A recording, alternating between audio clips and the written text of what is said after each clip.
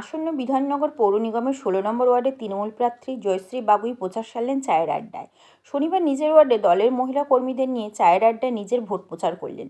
সাংবাদিকদের প্রশ্নের উত্তরে তিনি বলেন, মুখ্যমন্ত্রী উন্নয়নের নিরিখে তৃণমূল আবার জিতবে। বিপুল পরিমাণে সারা পড়ছে প্রচারে। আমাদের মোটামুটি কাজ সব প্রায় কমপ্লিট হয়েই গেছে। বাকি যেটুকু কাজ আছে, আমি আর আমার দেওর মানে সন্দীপ বাগুই, ও সম্পর্কে আমার দেওর হয়, আমরা দুজনে মিলে যেটুকু কাজ বাকি আছে আমরা করে ফেলি। প্রত্যেকটা ওয়ার্ডের মতো এই ওয়ার্ডেও একটা জল জমার একটা সমস্যা আছে, জল নিকাশি ব্যবস্থা, সেটা নিয়ে কী ভাবছেন? ওটা তো স্যাংশন হয়েই গেছে, কিন্তু যেহেতু ভোটের ইয়েটা পড়ে গেল সেহেতু কাজটা বন্ধ হয়েছে। আমরা আবার ফিরে আসলে আমরা শুরু করে দেবো কাজটা। মানুষ এগিয়ে আসছে, বারান্দায় দাঁড়িয়ে আশীর্বাদ করছেন এবং রাস্তায় নেমে আসছে তারা আমাদের প্রার্থীকে আশীর্বাদ করবার জন্য।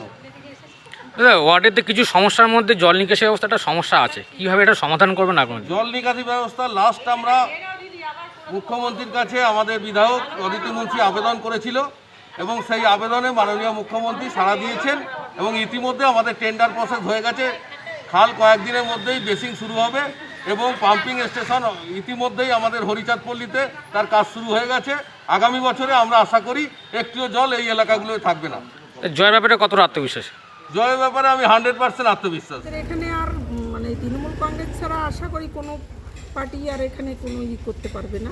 মানে যেবারই যাচ্ছি সেবারই বলে দিয়েছে একদম কোনো অসুবিধা নেই।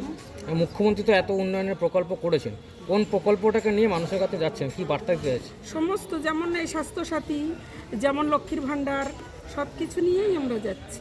ওনার কাজে সবাই পেয়েছে। প্রচুর লোক তোমার এই ইসেতে, মহিলারা তো বিশেষ করে আরও বেরিয়েছে লক্ষ্মীর ভাণ্ডার পেয়ে। তারপর স্বাস্থ্যসাথীতে দেখুন গরিব মানুষরা সবাই উপকৃত, প্রচুর লোকে স্বাস্থ্যসাথী পেয়েছে, যার জন্য আমরা এটা নিয়েই বেশি করছি।